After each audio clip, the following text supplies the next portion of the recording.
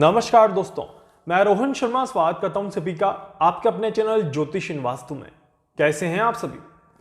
आज हम यहां पर बात करने वाले हैं एक बहुत ही ज्यादा महत्वपूर्ण टॉपिक के बारे में। आज हम यहां पर बात करने वाले हैं शनि और केतु के षडाष्टक योग के बारे में। राहु मीन राशि में है और शनि केतु का षडाष्टक बना हुआ है। इससे ठीक पहले क्या था? इससे ठीक पहले राहु और शनि का दृष्टि संबंध बना हुआ था। अब शनि केतु एक दूसरे के साथ हैं और लंबे समय तक रहेंगे। ऐसा नहीं कि एक दो दिनों के लिए, एक दो महीनों के लिए हैं, ये लंबे अंतराल के लिए एक दूसरे से कनेक्टेड रहेंगे। ऐसे में भारत के अंदर न्यायपालिका का किस तरह से आगे प्रभाव पड़ता हुआ नजर आएगा, भारत की न्यायपालिका किस तरह से आगे बढ़ती हुई नजर आएगी, इसके बारे में हम आज इस वीडियो में बात कर रहे हैं। शनि केतु के षडाष्टक का देश और दुनिया पर क्या प्रभाव पड़ेगा, इसके बारे में मैं आपको आने वाली वीडियो में बताऊंगा। आज स्पेसिफिकली हम बात कर रहे हैं भारत की न्यायपालिका के बारे में, क्योंकि बहुत कुछ यहां पर आने वाले समय में घटता हुआ दिखाई दे रहा है और शनि केतु जब इस तरह से कनेक्ट हो जाएं तो यह समय और भी ज्यादा महत्वपूर्ण बन जाता है और इस वजह से न्यायपालिका में कुछ बड़े बदलाव होते हुए दिखाई देते हैं या न्यायपालिका का प्रभाव बढ़ते हुए दिखाई देता है। वैसे भी देखिए, शनि पिछले लंबे समय से कहूंगा अब तो शनि मकर राशि में थे तब भी स्वराशि थी और शनि कुंभ राशि में है तब भी स्वराशि है। न्याय के देवता हैं शनि और अपनी ही घर में बहुत ज्यादा मजबूत स्थिति में आगे बढ़ते हुए नजर आ रहे हैं। बहुत सारी जो रुकावटें थी, शनि के राह में जो बाधाएं थी, वो भी दूर होते हुए नजर आ रही है। एंड अगर आप खुद देखेंगे ध्यान से तो 2021 से ही अगर आप स्टेप बाय स्टेप देखते हुए नजर आएंगे तो भारत की न्यायपालिका ने काफी ज्यादा विस्तार किया है और भारत की न्यायपालिका ने अपना एक प्रभाव पूरे देश पर दिखाया है। बड़े बड़े केसेस न्यायपालिका ने सॉल्व किए हैं और साथ ही साथ बड़े बड़े केसेस आने वाले समय में सॉल्व करने वाली है। इस तरह के योग भी बन रहे हैं। अभी भी यहां पर देखा जाए तो भारत की न्यायपालिका में 3 महत्वपूर्ण केस चल रहे हैं। आई थिंक अगर मैं गलत नहीं हूं तो भारत की न्यायपालिका में चुनावी बॉन्ड का एक मुद्दा चल रहा है, इसके अलावा 370 निरस्तीकरण का एक मुद्दा चल रहा है और इसके अलावा दिल्ली में वायु प्रदूषण के ऊपर एक मुद्दा चल रहा है और इन 3 बड़े मुद्दों पर भी बहुत जल्दी कार्रवाई होने वाली है। इसके रिजल्ट्स क्या निकलेंगे ये भी मैं आपको आने वाली वीडियो में, मतलब इसी वीडियो के एंड में जरूर बताऊंगा। इसके अलावा यहां पर देखा जाए तो भारत की न्यायपालिका में बदलाव के साथ साथ विस्तारीकरण, मतलब कि बढ़ोतरी न्यायाधीशों की संख्या में भी होती हुई नजर आ रही है। जी हां, 2023 की शुरुआत में ही आई थिंक जनवरी या फरवरी में ही कुछ नए जजों की नियुक्ति की गई। आई थिंक अगर मैं गलत नहीं हूं तो 5 जजों की नियुक्ति उस समय करी गई थी और नवंबर में भी 3 नए जजों की नियुक्ति की गई और यह भी एक तरह से इंडिकेशन देता है कि न्यायपालिका में विस्तारवाद की नीति यहां पर चल रही है। अब यहां पर देखा जाए तो ग्रहों का प्रभाव न्यायपालिका पर किस तरह से पड़ता हुआ नजर आएगा, इसके लिए मैंने अलग अलग कुंडलियों से एनालिसिस किया है जिसमें बहुत सारी कैलकुलेशंस निकल के आई हैं और उन कैलकुलेशंस के आधार पर मैं आपको बताने वाला हूं कि क्या कुछ आने वाले समय में घटता हुआ नजर आएगा। देखिए, ग्रहों की चाल के हिसाब से देखा जाए यहां पे तो एक चीज तो क्लियर है, आने वाले 1 साल में बहुत सारे महत्वपूर्ण डिसीजंस हमारी न्यायपालिका के द्वारा लिए जाएंगे।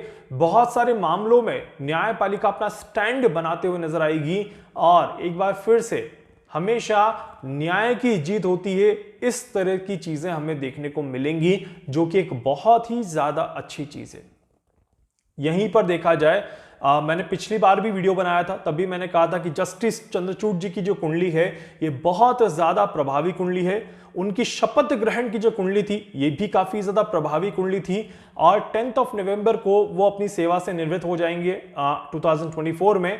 तो अभी यहां से अगर देखा जाए तो ठीक 1 साल बाकी है और इस वजह से ये 1 साल और भी ज्यादा महत्वपूर्ण हो जाता है कि अपनी सेवा से जाने से पहले वो डेफिनेटली कुछ बहुत ज्यादा महत्वपूर्ण निर्णय लेते हुए नजर आएंगे और जिसकी वजह से काफी ज्यादा चीजें आने वाले समय में भी बढ़ते हुए नजर आएगी। इसके अलावा आने वाले 3 सालों में यहां पर देखा जाए तो नए जजों की नियुक्ति में कई बार हमें कई सारी चीजें सुनने को और देखने को मिलेगी। ऐसा भी हो सकता है कि जो टोटल काउंटिंग ऑफ जज है वो भी इंक्रीज करी जा सकती है। इस तरह के भी योग यहां पर बन रहे हैं, तो ये भी एक प्लस साइन दिखाई देता है और भारत की न्यायपालिका स्ट्रांग होते हुए नजर आएगी। इस तरह के भी योग यहां पर बन रहे हैं। इसके अलावा यहां पर देखा जाए तो भारत की कुंडली या भारत के गणतंत्र की जो कुंडली है उसके हिसाब से देखा जाए तो ये समय अभी बहुत ज्यादा स्ट्रांग बन रहा है।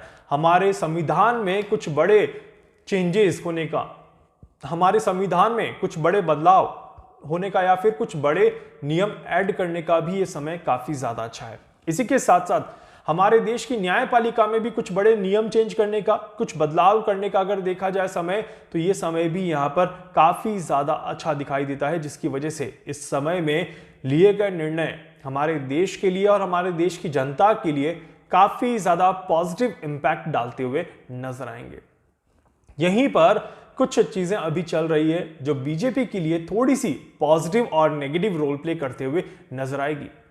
इसमें दो बड़े मुद्दे यहां पर देखने को मिल रहे हैं। पहला मुद्दा 370 निरस्तीकरण का मुद्दा।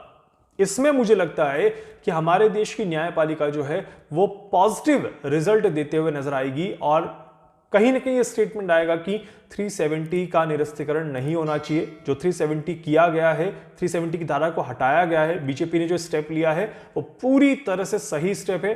इसमें कोई भी गलती की गुंजाइश मुझे नहीं दिखाई देती। तो कहीं ना कहीं ग्रहों की चाल इस तरह से रिजल्ट दे सकती है। यहीं पर अगर देखा जाए तो दूसरा मुद्दा चुनावी बॉन्ड का जो मुद्दा चल रहा है, जिसको चुनावी बॉन्ड के बारे में नहीं पता उनसे मैं कहूंगा कि गूगल करें या किसी अनुभवी व्यक्ति से बात करें तो वो आपको समझा देंगे कि चुनावी बॉन्ड का मुद्दा क्या है। बट मुझे जहां तक लगता है चुनावी बॉन्ड वाले मुद्दे पर बीजेपी को झटका लग सकता है। इस तरह के योग यहां पर बनते हैं। चुनावी बॉन्ड वाले मुद्दे में बीजेपी को कहीं ना कहीं परेशानी हो सकती है। इस तरह के योग यहां पर बन रहे हैं, जिसकी वजह से भाजपा को बहुत सारी चीजों का सामना करना पड़ सकता है। कुछ संघर्षपूर्ण स्थिति यहां पर देखने को मिल सकती है। इलेक्शंस भी आ रहे हैं, तो इस वजह से चीजें टलती हुई और चीजों में भाजपा के लिए परेशानियां गिरती हुई नजर आती हैं। इस तरह के योग यहां पर बनते हैं।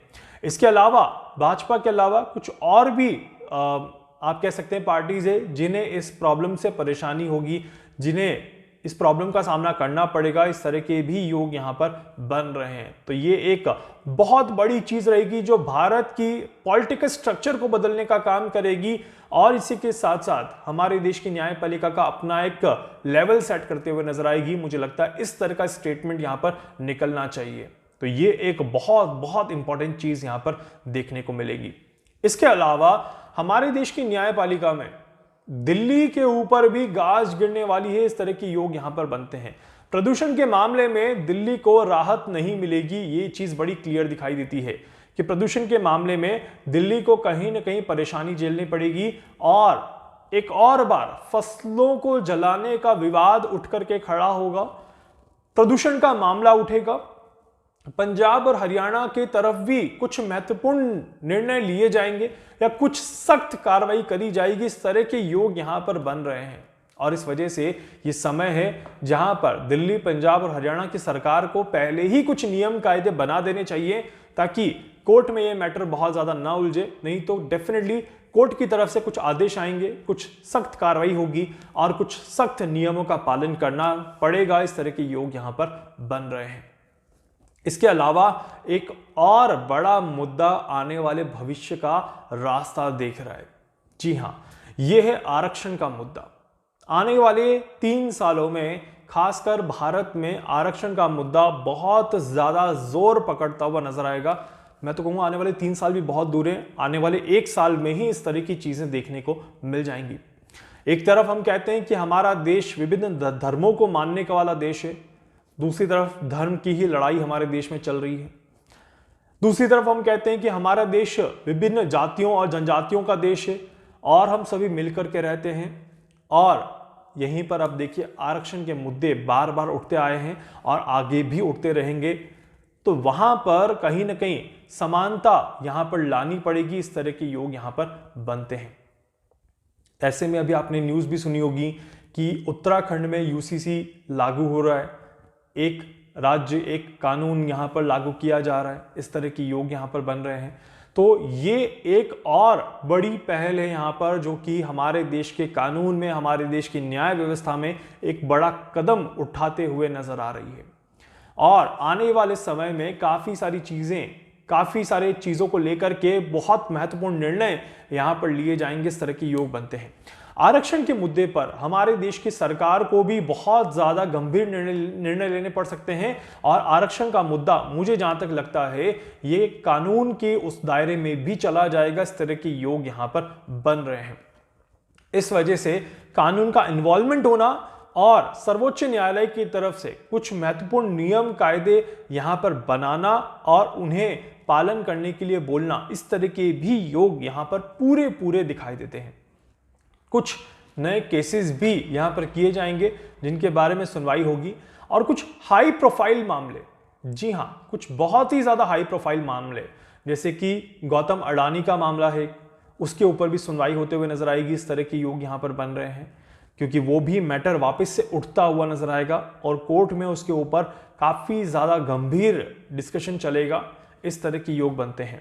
साथ ही साथ कोई ऐसा टॉपिक निकल के आए जिसके ऊपर कोर्ट एक पीठ बनाए, संवैधानिक पीठ, और एक कुछ जजों को नियुक्त करके उस पर्टिकुलर मामले के ऊपर सुनवाई करी जाए, तो उस तरह की भी चीजें यहां पर बन रही है।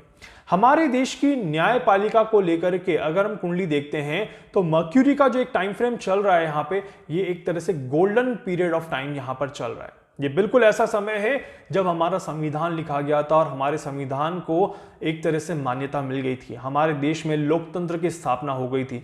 कुछ उसी तरह का समय हम यहाँ पर कह सकते हैं कि ये समय यहाँ पर शुरू हो चुका है, जहां पर हमारे देश का सर्वोच्च न्यायालय जो है वो अपनी जड़ें मजबूत करेगा और देश को और दुनिया को दिखाएगा कि किस तरह से नियम और कायदे के साथ हमारा देश चलता है और किस तरह से हमारे देश में हम सभी एक एक चीज को बहुत सावधानी से, सरलता से और सटीकता के साथ आगे लेकर के चलते हैं। हमारे देश में एक बहुत अच्छी चीज है कि किसी भी बेगुनाह को सजा नहीं मिलनी चाहिए, और यही चीज हमारे देश के संविधान को और ज्यादा ऊपर उठाती है, हमारे देश की न्यायपालिका को और ज्यादा मजबूत बनाती है। और इसी वजह से यहां पर देखा जाए तो ये समय है जहां पर हमारे देश की सरकार के साथ साथ हमारे देश की न्यायपालिका कुछ महत्वपूर्ण चीजों पर काम करते हुए नजर आएगी। फूड के ऊपर भी हमारे देश की न्यायपालिका में बहुत सारी चीजों पर डिस्कशन होता हुआ नजर आएगा। इस तरह के योग यहां पर बन रहे हैं। अगर मैं थोड़ा सा एक यहां पर बताऊं कि 1960 के आसपास देखिएगा, या 1960 से लेकर के 1968 के बीच में आप देखिएगा हमारे देश की न्यायपालिका का ग्रोथ स्ट्रक्चर कैसा था।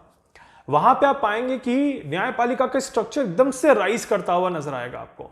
कुछ उसी तरह का सीक्वेंस यहां पर भी बनते हुए और बनने के साथ साथ बढ़ते हुए दिखाई देगा। इस तरह के योग यहां पर बन रहे हैं। सो शनि और केतु के साथ साथ राहु का एक छोटा सा प्रभाव यहां पर दिखाई दे रहा है, और राहु का मीन राशि में गोचर करना, साथ ही साथ देवगुरु बृहस्पति का इतनी अच्छी जगह बैठना, और यहां पर अमेजिंग ट्राइंगल यहां पर देखने को मिल रहा है जुपिटर, केतु, सैटर्न के बीच में, जहां पर शनि और केतु के बीच में षडाष्टक योग यहां पर बना हुआ है, और केतु केंद्र में, सेंटर में बहुत ही ज्यादा स्ट्रॉन्ग पोजीशन में आकर के बैठे हुए हैं। अब आप समझिए, देवगुरु बृहस्पति जब स्ट्रॉन्ग पोजीशन में आकर के बैठ जाएं तो न्यायपालिका का विस्तार और न्यायपालिका को स्टेबल बनाने का काम तो वो कर ही देंगे। ये तो खासियत है ये जुपिटर की।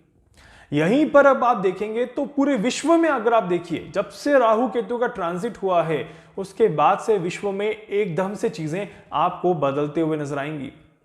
और विश्व में अभी नवंबर के बाद जब तक राहु केतु एक्टिव नहीं हो जाते तब तक तो माहौल अलग है, उसके बाद माहौल थोड़ा सा और बदलता हुआ नजर आएगा।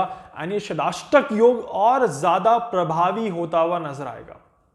षडाष्टक के प्रभावी होने के साथ साथ ही देश और दुनिया पर किस तरह से इसका प्रभाव पड़ेगा, इसके बारे में तो मैं आपको बहुत जल्दी एक्सप्लेन करूंगा। इसके अलावा अगर आपके दिमाग में और भी कोई डाउट है, कोई सवाल है, कोई चीजें हैं जो आप बताना चाहते हैं या पूछना चाहते हैं, या अपनी कुंडली का एनालिसिस करवाना चाहते हैं, आप मुझसे संपर्क कर सकते हैं। मैं पूरी कोशिश करूंगा आप सभी की हर संभव मदद यहां पर कर सकूं। वीडियो को लाइक कर दीजिएगा, चैनल को सब्सक्राइब जरूर कर दीजिएगा, बेल आइकन पे जरूर से क्लिक करिएगा। कुछ पूछना चाहते हैं या अपनी कुंडली दिखाना चाहते हैं तो मुझे आप जरूर अपडेट कर सकते हैं।